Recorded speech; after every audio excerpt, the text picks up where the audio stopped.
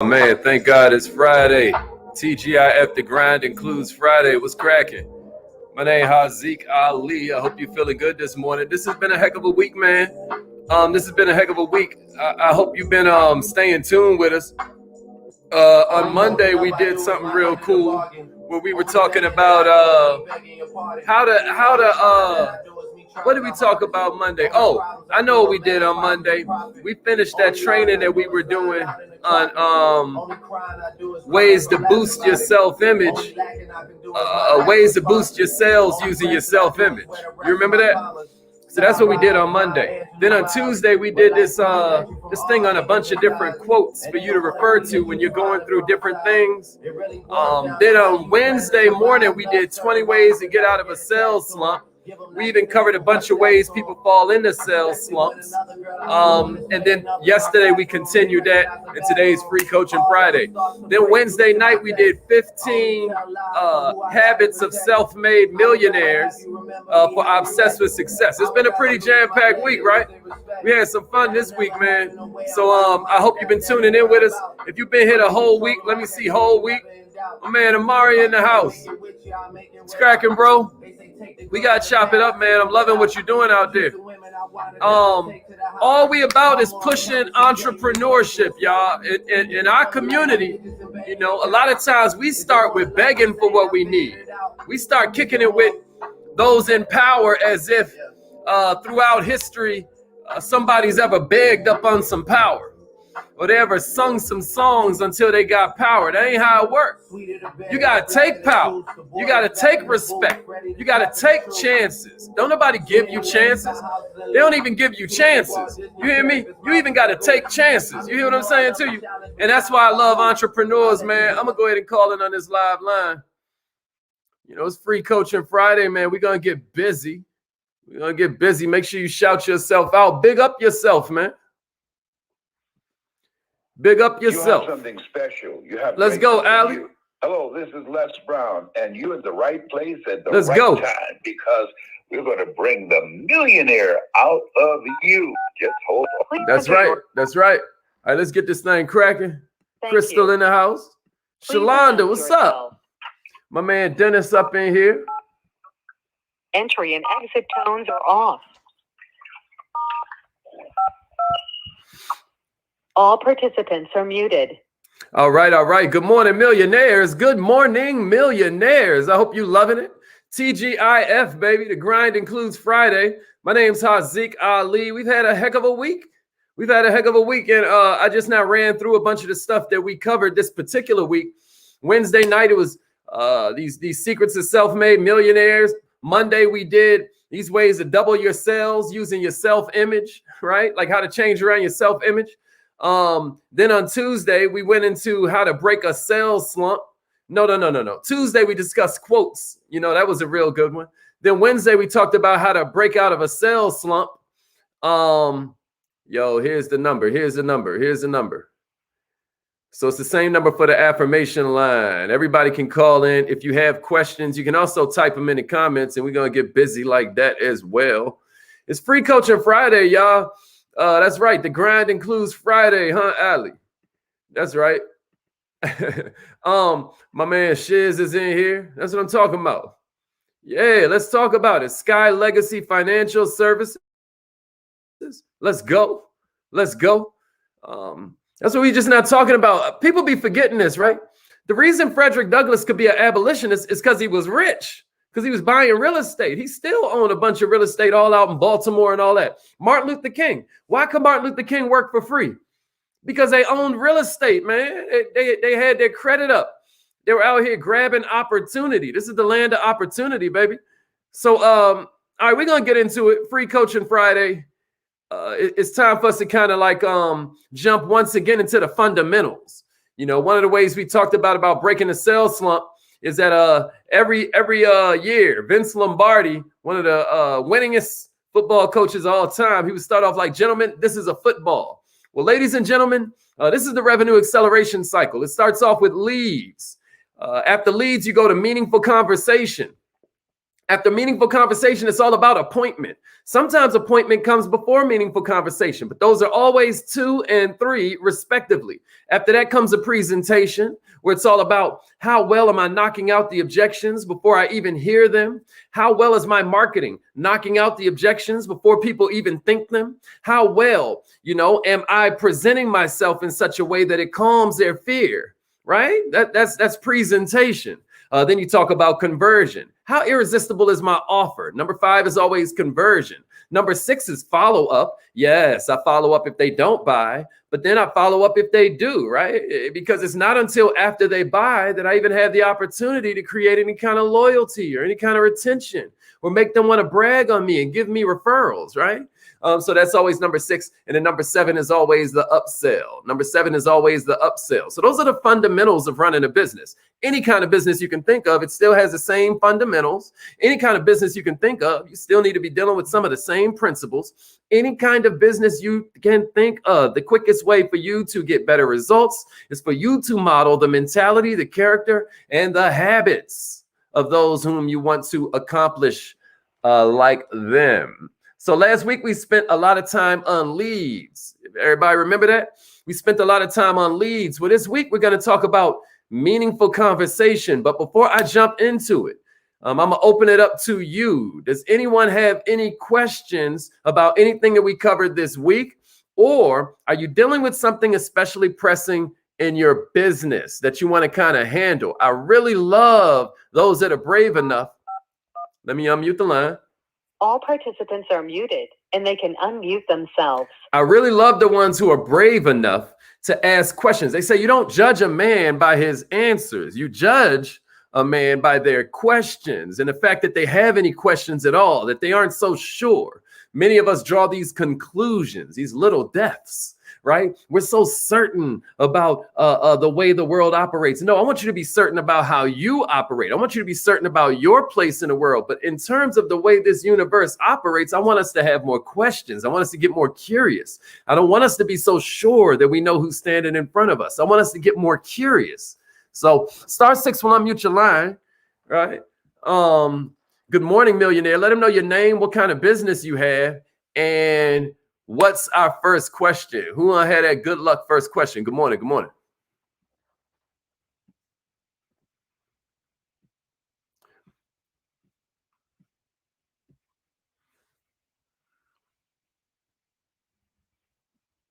All right. Well, then here's what we'll do. I'm just going to go into meaningful conversation. A few of you emailed us back last week and I never got to your question. So I was trying to open it up so that you could just kind of jump out there. But I recognize sometimes we feel like we're kind of on the spot, right? I get it. Sometimes you're like, man, I don't want to go first. What I'm trying to do, though, is show you that sometimes that's what you're doing with your whole life. Your whole life, you keep on waiting for somebody else to take the lead. Your whole life, you're silently begging for someone else to be in the foreground. Oh, you love talking about yourself, but when it comes to being vulnerable and transparent, when it comes to throwing yourself out there like, man, I really don't know what to do about blank, that takes a little bit of a different level of character and transparency. My man, Michael Sharp, came through. He said, he's trying to get restarted with his fitness business while working full time. He's looking to hire ICs to assist me. Where do I start? Michael Sharp, what do you mean by an IC? Are you talking about a virtual assistant? When you say IC, what do you mean by IC? I'm not familiar with that lingo. But what I will say is that if you're looking to start a fitness business, that's not the first place that I would start, because you may or may not need ICs right now, depending on what you're hoping to have these ICs do. I'm trying to figure out if you're talking about that's somebody that's going to help work the classroom with you, or if you're saying that's a virtual assistant who's going to help you with the scheduling. I need to know what an IC is. Oh, an independent contractor. So you're talking about having them run the actual classes for you, or what would you have these independent contractors do?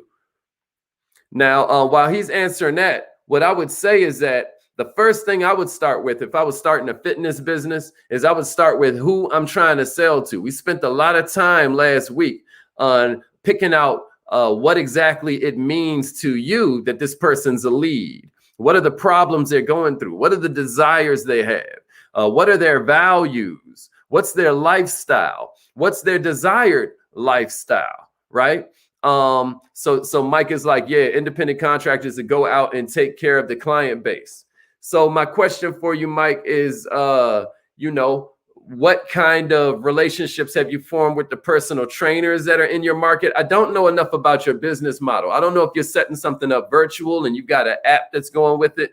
I don't know if you're talking about a physical location. But when you say, where do you start to find independent contractors? I would start with people that are already doing that. But I'm sure you already knew that. So that's probably not what you're asking. Maybe call in, bro, so that we can get a little deeper. But here's what I know, though. I know for sure that if I don't already know who I want to sell to, who's already selling to them, and then why they hate it there, then I wouldn't even start that business. What I would do is I would start with, who exactly am I trying to sell to? Because there's a difference between if I'm trying to do fitness work for people that drive trucks and I know they have back problems all the day, or if I'm trying to do fitness work for people that drive Uber because I know they're having certain back problems, then what I'm gonna do is I'm going to team up with a chiropractor, because I know a chiropractor works with people with back problems. And I'm going to let the chiropractor know that we can create a symbiotic relationship. I'm going to send you clients and you're going to send me clients. You're going to help them kind of get themselves back right. And then I'm going to work on the preventative medicine called fitness. I'm going to make sure that they're a little bit stronger around their core. And then you're going to keep on sending me clients. I'm going to work on their core. I'm going to keep sending you clients so that you can do your chiropractic thing. And then, we have a self kind of like liquidating, self-continuing kind of relationship, a symbiotic relationship that where we can both feed each other. And that's how I would play that, my brother. I'm not sure if that's exactly what you were asking, but you can call in and get busy by calling it if you want to really get granular with it. But thanks for jumping out there with that question, Mike. Hope that was helpful, bro. Okay, Cindy had a question. Cindy was like, how would I come back to customers if I've been out of touch with them for a season? So Cindy, that's a great question. What kind of customers do you have? I can give you some really basic concepts. I mean, there are a bunch of different ways that you can get in contact with them. I don't know how you've collected their information, but what I would say is that you can contact them in the digital space. You can contact them. Right now, we're participating in this thing called PowerNet. Okay. And PowerNet is this incredible conference being put on by Dr. George Fraser. And I mean, it's just been phenomenal because of the kind of jewels that they've been dropping nonstop in this thing, right? Well, one of the things that he dropped were these 5 habits that you can institute if you want to grow your network. And I thought this was incredible. I thought it was something that was worth me kind of bringing up at some point in the future. But thanks to Cindy, I'm going to go ahead and tell y'all right now. So these are 5 daily habits that will allow you to work on your retention as it relates to just having a better life and retaining better friends in your life. There are 3 different networks that you may want to begin building according to Dr. George Fraser. The first one is your personal network, right? Somebody give me personal network in the comments. I just want to make sure you save this for all posterity, right? You may want to share this. So when it comes up in your memories, you can remind yourself, share it and say networking advice. That way you remember how to do this, right? How to hang on to your customers, Cindy. All right. So send it to yourself so it comes up in your memories a year from now. You're going to be happy you did. All right. So the first network is your personal network. These are the people who love you and cheer for you and lift you up. Family, extended family. The second network is your operational network. These are the people that help you get things done, right? You help them, they help you. Share this with somebody, y'all, who wants to grow either their personal network, their operational network, or their strategic network. These are the people who are smarter than you. These are the people who are where you want to be. These are the people who are already scoring points out here on the scoreboard that you want to play on. So those are the 3 different types of networks that you may want to apply these concepts to, because you're like, man, how am I going to find all of these different people to use the habits that Dr. Fraser suggested? Well, I'm showing you. I'll probably do an entire training on this one day because I think the concept is so incredible. But this is just for Cindy. Here we go. First, you want to respond to all text messages you get. If you're anything like me, you're horrible at that. Let me just show y'all real quick. You see that? That's 285 texts right there that I haven't responded to. But it gets worse. He wants you to respond to your email too. Look at that. That's 161,000 emails, right? That I have not, right? So just so I'm being transparent, you know what I mean? So what he suggests is 5 personal notes a day. And he explained that, so that's the second habit. I'm giving you 5 daily habits. So one is you're responding to your texts and emails, but then check it out. Here's the next one. 5 personal notes a day. 5 personal notes a day. Now, this is a man who's built one of the most incredible networks that you've ever seen. You know, so this is Dr. George Frazier's thing. Maybe yours is going to be only 3. But he says 5 personal notes a day. Sometimes it's a gold embossed card that he writes out with a really nice fountain pen. But sometimes it's sending somebody a text. You know, somebody is sending somebody, it's sending them an email. Maybe you may write them a handwritten letter, right? It could be any of these 3 different networks you're reaching out to, but just imagine that. Here's the third one. 5 phone calls a day. Somebody give me 5 phone calls a day in the comments and then a share. Now, again, this is what he does. Maybe you're lucky to do 3, right? But 5 phone calls a day, old friends and family, right? He said that one thing he does is he'll set the context. He'll set the context. So, you know, he may be on his way to the airport. He's like, man, I'm on my way. I'm about to fly out to Ghana. But I was thinking about you. How are you? Right? And then just let them talk, right? If you've ever wanted to hold onto some of these relationships, it doesn't take you calling them every single day, having a 3-hour conversation. As a matter of fact, with some of these, he teaches that you may want to be a little careful because sometimes, you know, it could go down a rabbit hole. You know, they giving you all the family gossip and telling you what's going on with this one and what's happening with it, right? So sometimes it's good to set that context. Another one is to follow up with new contacts. You know, follow up with new contacts. I think that was number 4. Follow up with new contacts that you make. You've made some new contacts in the past couple of days, but a lot of people never do anything with it. You give them their credit. You give them your business card. You don't even have to worry about hearing from them ever again. It's almost like a way to get them out of your face, right? Because they're never going to follow up. Don't be that person. So, you know, 5 people a day that you're following up with. You know, maybe you followed up with them once. Maybe you followed up with them twice. Maybe this is the day you follow up with them a 3rd time, right? And then the 5th one I got for you is 5 sales calls to people who have already bought something. 5 sales calls to people who have already bought something. 5 sales calls to people who have already bought something. So that's for you, Cindy. I hope that was helpful for you.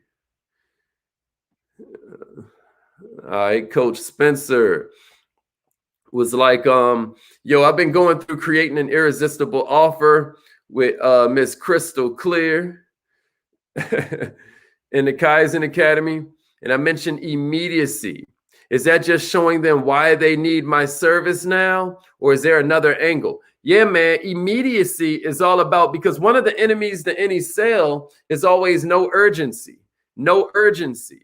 You want to get to a place where you are creating urgency and not pressure.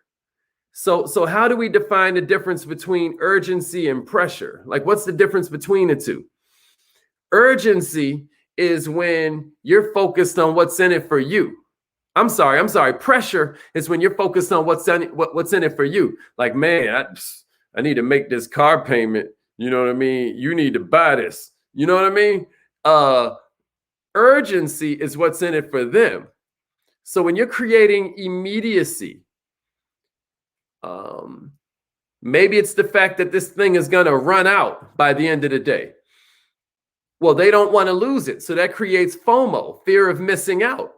When you're looking to create urgency, maybe it's the fact that there's only a limited amount of these seats available. There's only a limited amount of the people that you're going to be able to really give one-on-one white glove service to. When you're creating immediacy, maybe it has to do with the fact that the event is going to pass by this certain time. If you don't do it before now, then everything is gone. Maybe you only have a certain amount of this particular bonus. Maybe it's some physical product. Maybe it's a physical product, like a little flash drive or something, and you only have this many of them left. And once they're gone, they're gone. You know, you could go on and on and on. Is that helping, bro? That's what we're talking about. We're talking about creating urgency, not pressure. And as you see in that course, there are a myriad of ways to do that. So shouts out to my man, Coach Spencer. Okay, going through these questions. Where we at? Okay.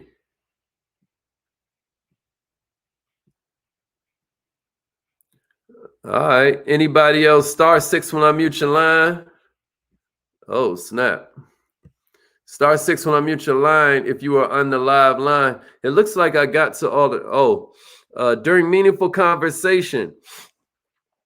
Is it better to ask prospects open-ended questions or questions that elicit a yes or no response? So yeah, Dennis, it would be better to ask open-ended questions. Yes, sir. And you see how like now we're done with that? Had you asked the open-ended question, we could spend more time on that question.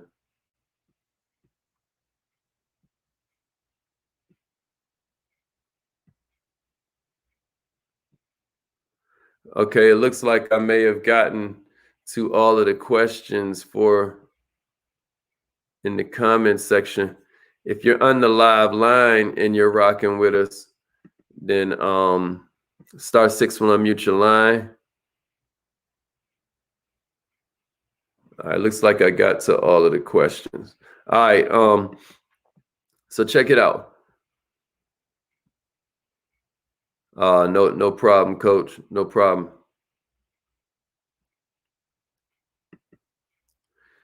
Okay, what would you say is a way to create urgency for a discount on a product service you offer that will expire in 15 days? Right on. Hey, so Shiz, that's a real good question, bro. A lot of times they say the answer is in the question. That's exactly why it's so dope to kind of like ask questions and formulate questions, because you just now put a little urgency in that thing because it's about to go away in 15 days, right?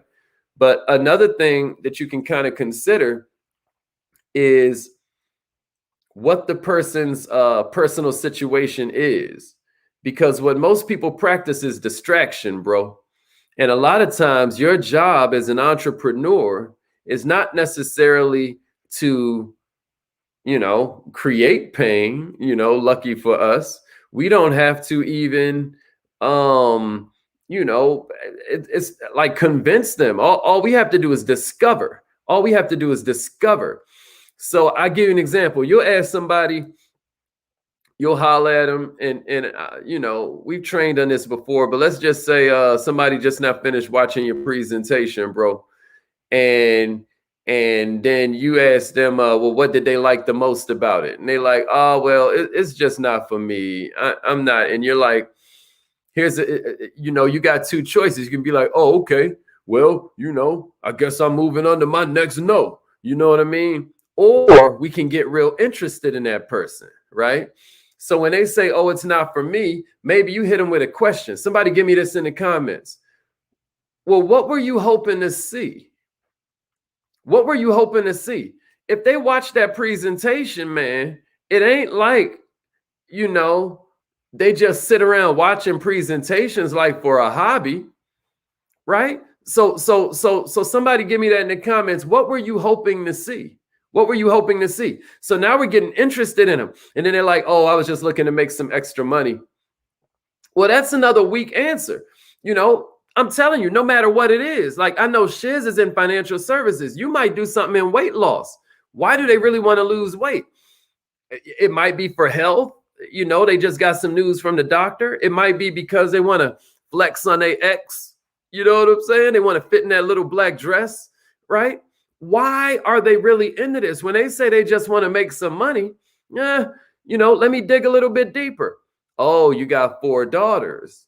Oh, you got 4 daughters and they're getting older. You the type of person took them to Disney World when they wanted to go to Disney World. You the type of person that bought them a pony when they wanted a pony, or at least took them on a pony ride, right? And now you know, one day soon they're gonna want to get married in a few years, and that's normally on the father. Oh, well, now I'm able to make something a little bit more urgent because I'm understanding who this person is. See, this is what everybody got to understand, man. This is what everybody got to understand. This is what everybody got to understand.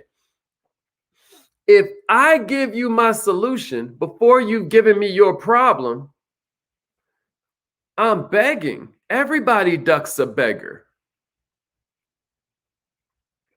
Imagine that, ladies. Imagine me trying to hook you up with one of my homeboys and I barely know you. Imagine one of your homegirls trying to hook you up with a fella and you know, you just met her, right? The reason you accept that referral, the reason you accept that solution, am I right, fellas?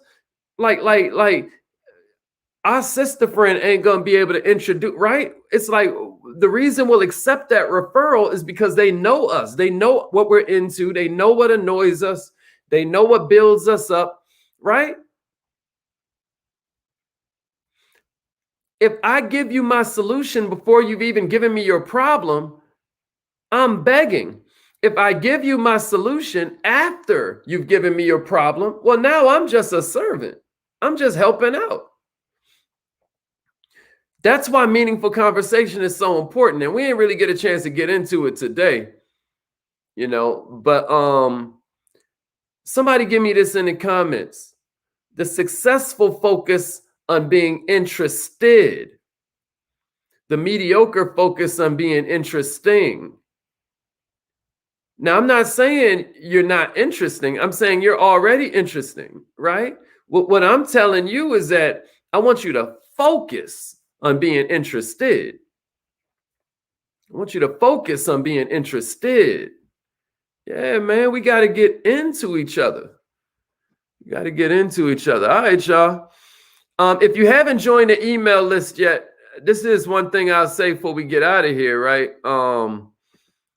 Because I think a new newsletter is coming out at 12 noon or 12:30, something like that. Make sure you join the email list, y'all, or 1 o'clock. I think it might come out at 1 o'clock. At 1:11 actually. So make sure you join the email list. You're always going to get this newsletter every week that gives you mindset, skill set, and heart set. You know, so there's always like different things for you to think about that'll help you more bulletproof your philosophy, right? Then there's always little pieces that'll have you thinking differently. Like, I think this week there's this ill quote from W.E.B. Du Bois. So that's in the heart set section. And then in the skill set section, I'm giving you this really cool technique that I think will help you grow your business. And it's like that every week. So if you've never joined the newsletter, even you, Shiz, you'll dig that joint. Ali, go to wearemillionaireminded.com and join that thing. Yeah, Amari, check that thing out. All right, y'all. I want to make sure I'm with you, Ali. Make sure you ask me later if I didn't get to that. That's right, Anna. Yeah, join the email list, y'all. wearemillionaireminded.com. wearemillionaireminded.com. We about to go do our affirmations.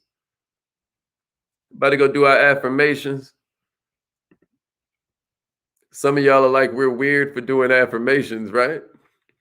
I'm telling you, what you're doing is reprogramming your self-image. You only have to believe it when you're saying it. I cannot stress enough. Some of the stuff that we're magnetizing to ourselves is just because you think you're a human being, but really you're a human becoming. You're a human becoming, like you're constantly becoming what you think about the most. You know what I'm saying? The things you think about, you bring about. You know what I mean? So affirmations are a way for just a couple minutes every day, which puts you way ahead of everybody else. You got to remember, everybody else is constantly being told who they are. And in the United States of advertising, they're usually telling you you're less than, because they saying buy this and you're going to feel better. You know? So their whole thing is to pump you with insecurity, pump you with fear, because that makes you a better customer. You know what I mean? So what we do is get ourselves hyped. What we do is get ourselves hyped.